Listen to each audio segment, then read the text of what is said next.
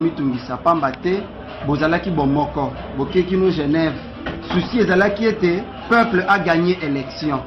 lelo yo mwana mboka Félix Tshisekedi a gagné élection bokoki kosangana te na bosenga bayimboka pona ko sauver baibali ko kufa bututo moi mama Eva Zaiba tokoki kosangana te na kati ya corruption na kati ya iniquité.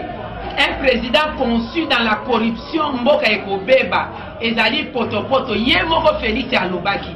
toza bomoko mutu ya kolonga na bomoko komo na enani likama akozwa likama ekozongela ye moko alobaki bolimbisanga na salaki ba erreur nazalaki kolala pongi esalaki nga me azana nuka na kati ya pongi ya wana tolobi na ye alamuka pouvoir oyo azondima wana ezali cadeau empoisonné yo muto zwi toza même pas na mawana soni yo moko ke nazwi nanga 15% po balakisaki ye ba résultat balobi tala ozwa ika 15% kutu shadari ya lekio me tokotia yo wana po yo garantir ba intérêt ya continuité na biso azwi andimi ya wana ozoyoka bana bazoyemba Félix ateki mboka pona pouvoir na ye moko ekosimba te meme na nzango balobaka ngala moyibi ezala na suka te.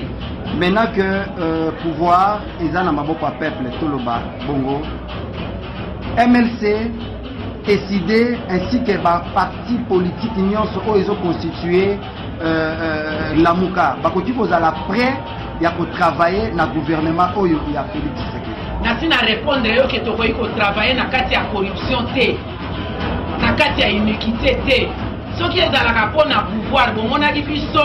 na réunion ya Senko le MLC avait dit toko participer na pouvoir wana te na nazalaki kolela comme premier ministre ya Kabila